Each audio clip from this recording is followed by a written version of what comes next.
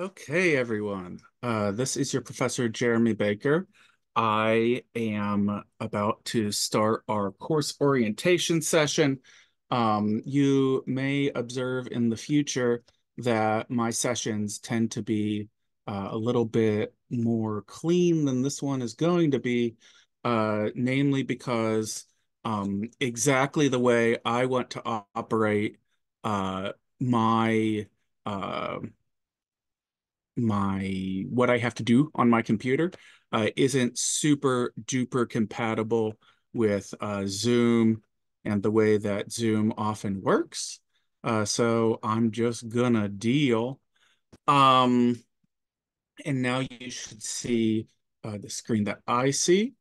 Um, Okay, let's start in with the actual lecture content itself. We're going to be kind of staying in the uh, editing, looking at PowerPoint phase. I know it's ugly, but please just deal with me. Okay, so this is our course orientation lecture. We aren't going over any major course content in this one. Our job here is to just kind of show ourselves around. And I'm going to basically talk about myself a little bit, and then I will show you around Carmen the way that needs to happen, and then we will go over the syllabus. So, about me first.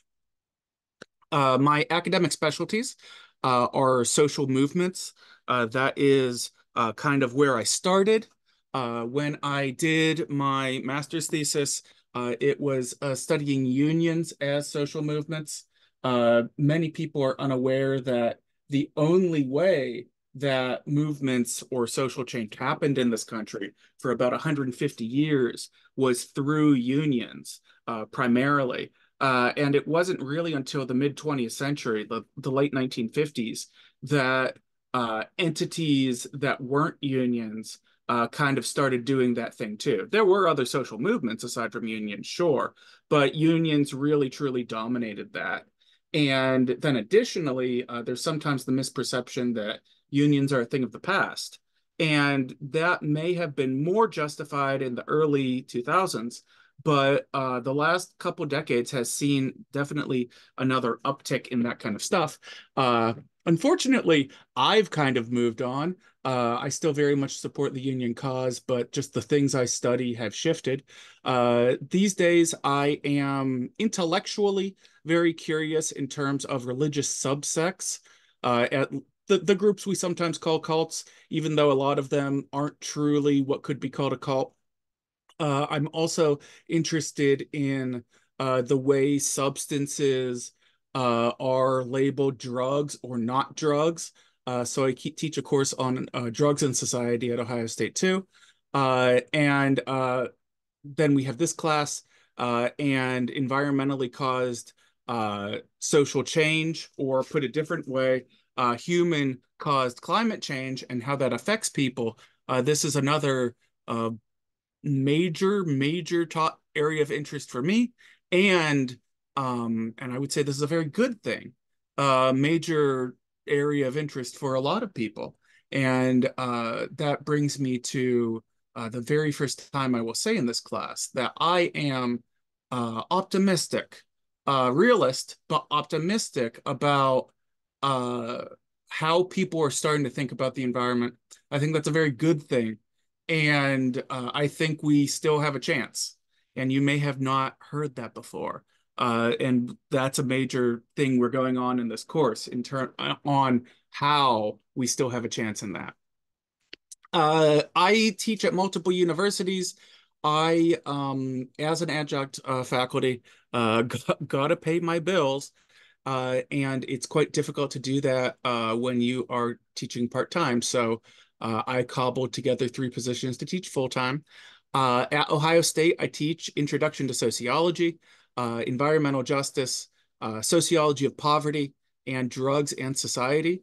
I know at least a couple of you have taken others of these class. Some people have taken my classes only online. Most people have taken my classes in person, and then there's a couple that have done a little bit of both.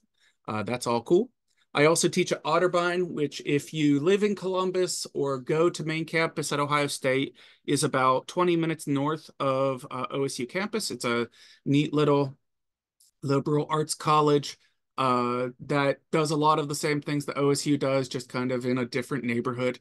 There I teach Introduction to Sociology. I teach the sociology of neurodiversity, cultural diversity, also teach on that, sociology of family, a course poorly named the sociology of the other. Really, it's a deviance class. And then I teach a course on banned books. And then online, I teach for University of South Carolina Upstate. There, I teach Intro to Soc, and then also a broader course on social problems, just kind of like Soc 101, but only about social problems.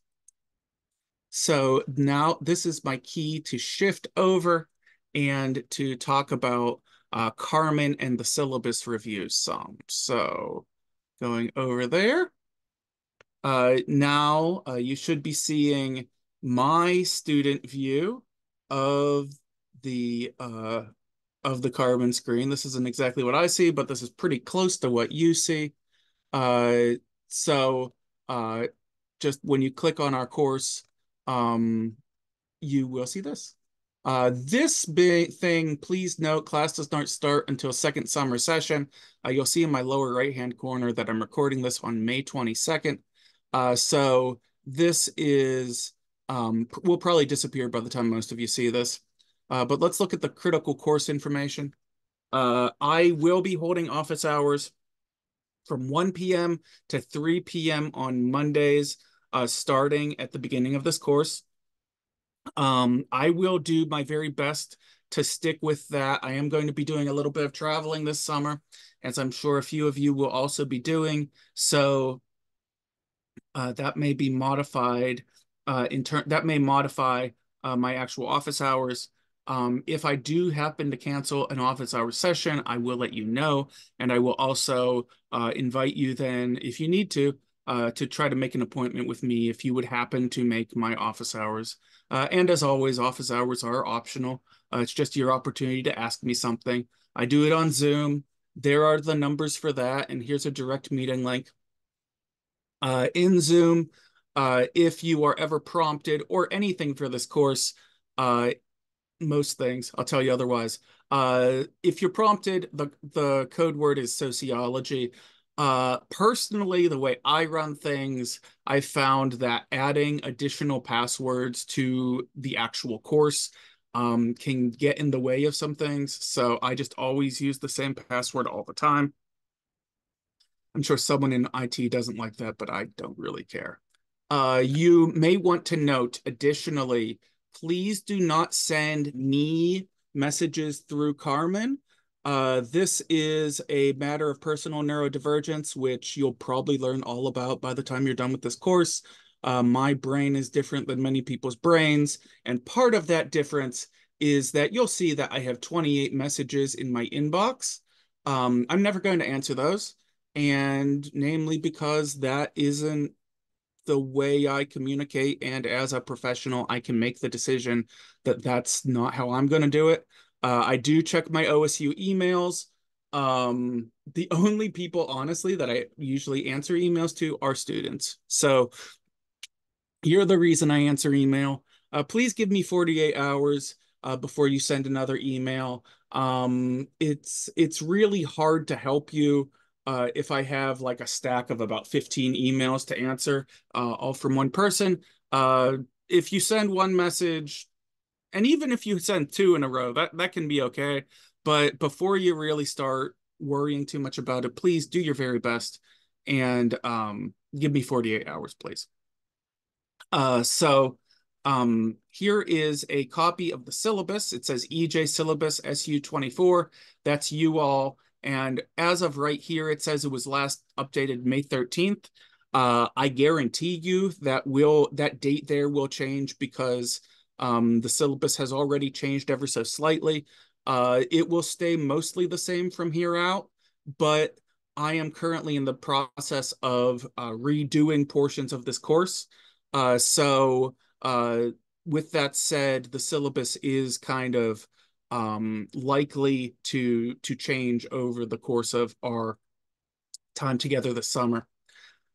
Moving into week one, and you'll see it says week one, scroll down, week two, week three, and in my view, you have the rest of the weeks after that. You don't have access to that stuff yet. Um, but you do have access to the stuff you need for the first 3 weeks. At least again, by the time the course starts. So in week one, and this every week is structured the same way. First, I'll put the notes for the week. So these are little tips that I want you to notice before going into our stuff. I think most weeks will probably have notes. And if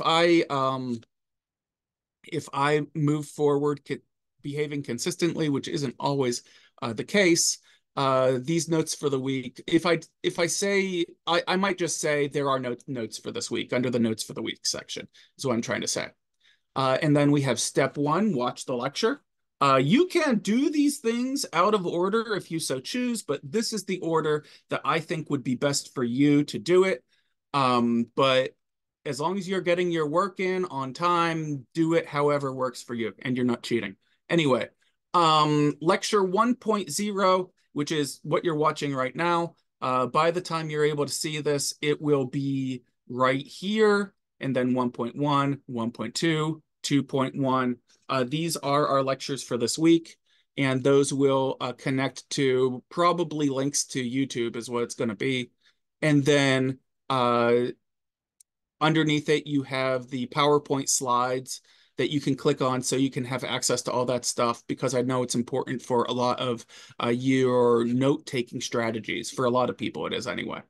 One thing on PowerPoint slides, I don't think this is going to happen this session, but if one of the PowerPoint slides is too big, please let me know. And I can post versions that are broken down into smaller pieces. Where that's most likely to occur in this course is actually with the readings. But again, if a reading is way too big in terms of content, so it won't fit on your device, please let me know and I can fix that. And you are also entirely welcome to find yourself a hard copy of the books we're talking about, buy those, read those, whatever. It's just the way I am making it available to you, and the way I expect probably most people will do it is just by downloading the PDF and reading it off whatever screen works for you. And there's a bunch of philosophical and strategic reasons why I started doing that, but that's kind of a different subject. So after you've watched our lectures, you want to do the readings to kind of solidify those ideas that I had talked about. Some professors say do the readings and then listen to the lectures.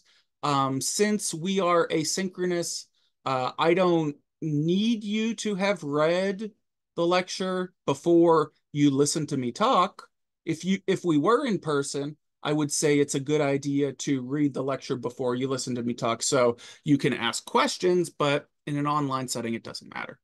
Step three, then, you will have an assignment, which this assignment is a discussion. You'll click on that, and there's nothing in here yet except for the actual prompt itself, where you will get the details of talking about your community.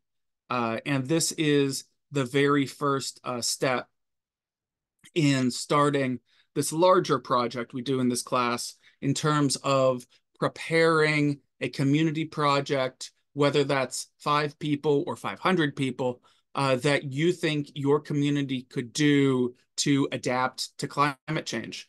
If you know people who have taken previous versions of the course, this set of exercises has evolved over time, but it's still evolving is really kind of the point I'm trying to get to. So back down to the notes for the week. What else? What else? Then you will have 2 quizzes to take. The first quiz is our course orientation quiz. And You will have, there's no time limit on this one. On the very first quiz, there are time limits on additional quizzes, but the first one is just to get you to understand what the heck it is we're doing here. And that is Open Boat and Open Note. Please don't ever work with others when you are doing work for this class specifically. That is I'm classifying that as cheating. Um, but you're allowed to use your notes on the quizzes. I do not want you to use your notes on the tests themselves, though. If I change my opinion on that, I will let you know, but I'm pretty sure I'm not going to. So, your second quiz then is the more conventional quiz. That will be on Bell Chapter 1, which is the assignment PDF I have taken from a book by a guy last name Bell. You will observe that there is a time limit on this one of 10 minutes. And there are a couple questions in here that are a little bit nitpicky that are not fair if you aren't allowed to use your book, and that's why I allow you to use your book. But 10 minutes is a short enough period of time that you really need to actually read the assignment before taking the quiz, because 10 minutes is not enough time to read an assignment, understand the assignment, and also take the quiz. That's why that time limit is there, because I don't want people leisurely working through it. I want you to gauge your understanding. With that said, then, if you are somebody with a registered disability and you you have a time allotment, please let me know that as soon as possible so I can program that into our quizzes and get you what you are legally entitled to. So please let me know that stuff as soon as possible. And if you ever see the time on any of these, this goes for everyone, but mostly the people with ADA accommodations, please let me know that before you actually take the quiz. And because if you take the quiz and then you realize, oh, I was supposed to have double time on this, but I didn't, that's a lot harder of a problem to fix. So that's it for that one. Now let us move into, well, let's look back at the home screen one more time. And then after that week one, you'll see on week 2 that that it's structured in the same way is all I really want you to see. And then week 3 is also structured in the same way. Let's look at the syllabus. So here is our syllabus. There are a couple there are definitely a few typos on here already. I will shift those around by the time you get to your version of the syllabus. The most important information here is my email address, baker.1124@osu.edu. That is the way to contact me. And if you need anything, please let me know there. I've already received some emails from students before the session starts. I'm guessing I'm going to receive more of them once we're actually going. Oh, it says required texts, an invitation to environmental sociology. That's one of the major reasons why I'm shifting around the course is that I've decided most of that book that I used before, I'm not using the whole thing. And what I want you to read from that book, I've made copies of, and I'm just giving them to you. And that also saves you money if you are okay with all PDFs. You do have access here to the course descriptions. I'll just make a couple minor notes here. This course is about climate change, climate science, etc. As such, we are under the assumption that climate change is real, that climate change is human caused, and climate change has already started. Those are the big elements of the class. If those are assumptions that you can't really work with, or that you will feel an overwhelming need to argue about, you might want to change classes because everything is based on kind of those presuppositions.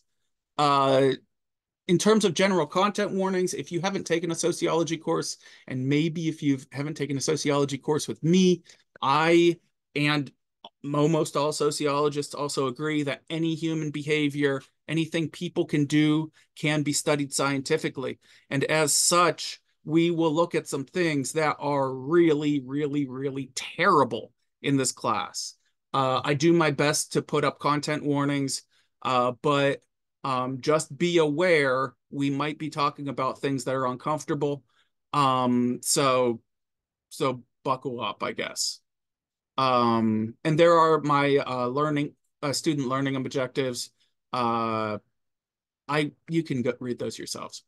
But if you're wondering why I'm doing anything in the class, look at these, and usually that explains it.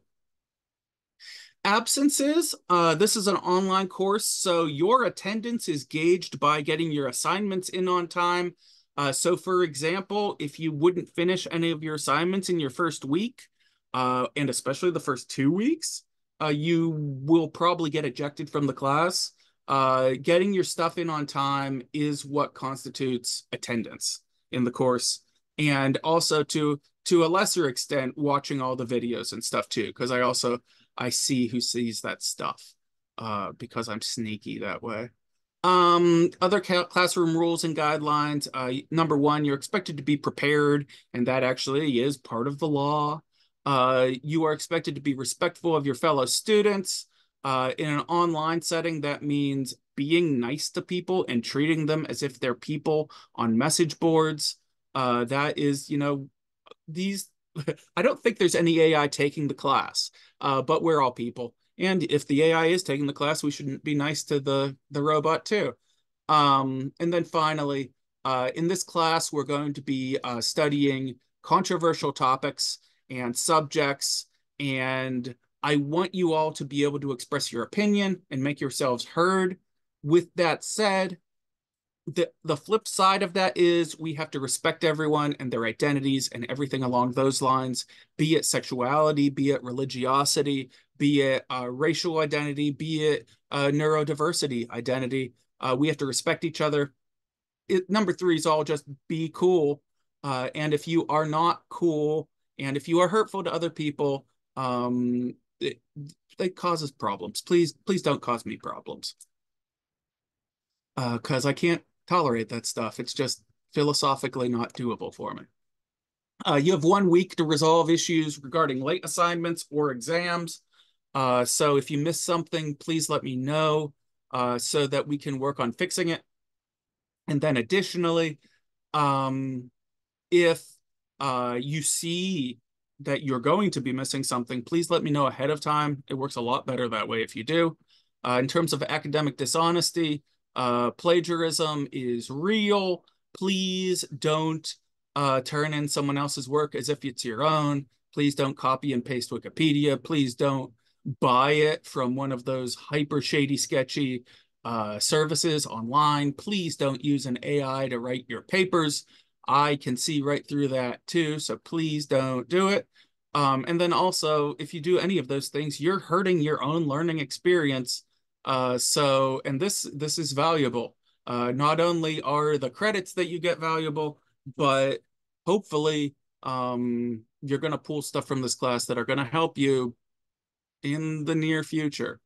In terms of student resources, yeah, sure, these have to be listed in my syllabus, but they are important.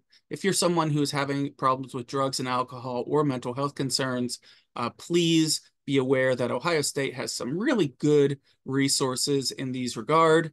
I think all this information right there is up to date. Financial aid and attendance reporting. This basically says that we do keep track of attendance, and if you never turn anything in and you never attend, that means probably you might be committing financial aid fraud. And if you are such a person, we have like a division working for the school that's going to catch you. It's a really bad type of fraud. So commit some kind of other crime. Don't screw yourself out of an education, please. Sexual harassment and violence. That would obviously include intimidation, not feeling comfortable, all that stuff. You have a right to feel comfortable in terms of not having your sex or sexuality criticized while you are in social settings. This is also a social setting. So if something comes up in the message boards or whatever, I hope you feel comfortable letting me know those sorts of things so I can try to sort it out. But if you don't, you are absolutely legally entitled to talking to Ohio State's Title IX coordinator, and then hopefully that person can help you out. Um, and with however it needs to be fixed. In terms of diversity, this includes so many things, and we are truly much better off as a society that we no longer treat people differently because of things late, such as disability, age, color, gender identity, gender expression, national origin, race, religion, sex, all that stuff, and a whole lot more. Be respectful of your fellow classmates. I take extensive measures to try to be respectful of all of you as well. If you see something that I've made that maybe isn't respectful, please correct me. And if I see anything happening that isn't respectful on your side, we'll try to correct you too. We're all going to be cool. We're all going to try to work together to fix things. But if anyone winds up being a raging asshole, we're going to take care of that too. So please be cool. As I mentioned before, students with ADA accommodations, I need you to get that stuff to me as soon as possible. Even if you're listening to this right now and you're going to pause this recording, go do that right now, because I know I also have ADHD, and if you're someone with ADHD, you might have to do that right this very second, so you don't forget it. So please send me your accommodations, or at least an email saying, hey, my accommodations are coming. With that said, if you I have some authority as the instructor of record. If you don't have the legal paperwork and you have some type of neurodiversity, let me know that too. And I can't help you as much as I could help you if you have that legal paperwork, but let me know, and there's a lot of stuff we can do to get this to work for you as well. So please let me know. I am very, very, I think, friendly in that regard, because that is me. Here you have the requirements for the course. So you have 12 assignments. You have a final poster presentation. You have 11 quizzes. I do drop the lowest quiz because everybody has one chance to mess up a quiz. Please don't try, but everyone has one.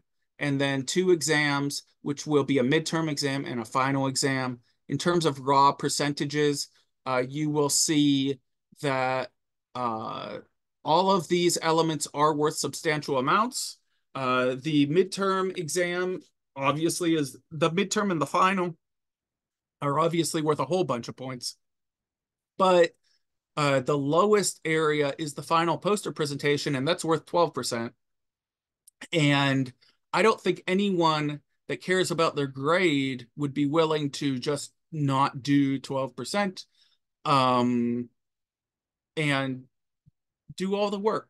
Always do all the work. For every class you ever take, always do all the work, unless your teacher tells you specifically not to, because if you don't, you're going to not do well.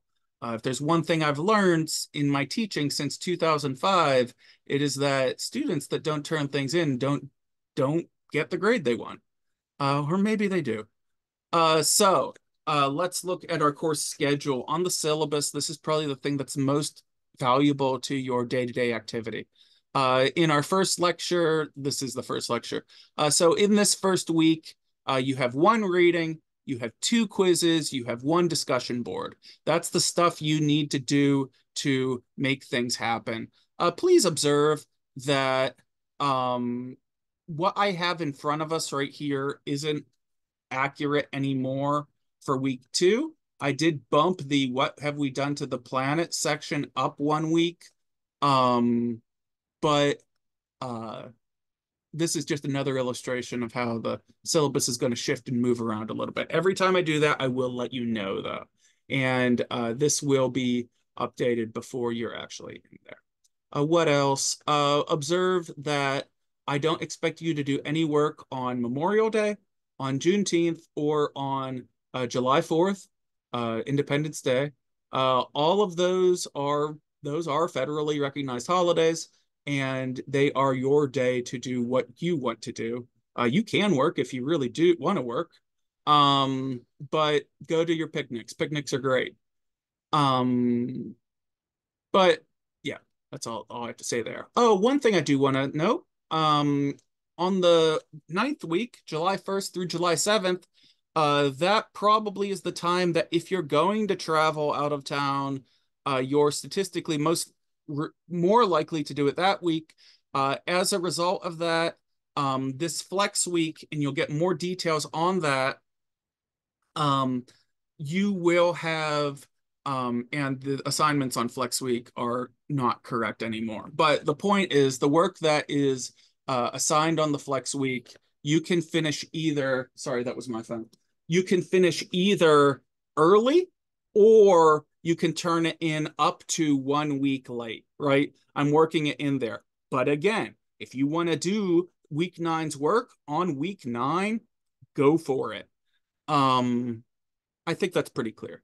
And then last thing, and this is still accurate, all of our coursework, including any work you might have late, but especially exam two and our final project, those are due July 26th, which is a Friday. Nearly everything for the course is due every week on Sunday night. But if you want to get done earlier, that's great. But um on finals week, it has to be due on Friday, namely because I have a very quick turnaround time on grading, then because we have a much shorter semester and things are always weird and wonky in the summertime.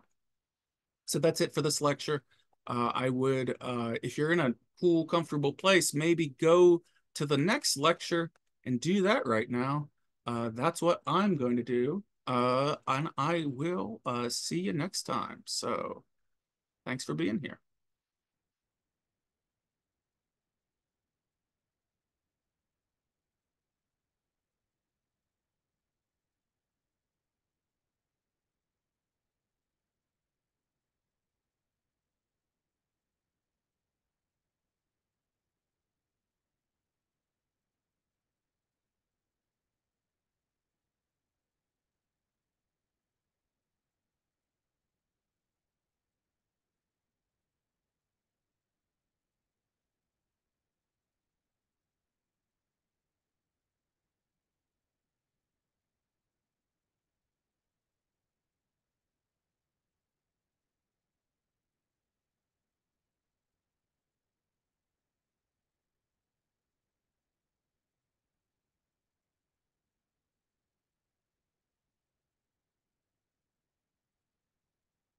And if you're seeing this, I am loving these tech issues I'm having. You can totally turn off the camera if you want, or you could watch me piddle around.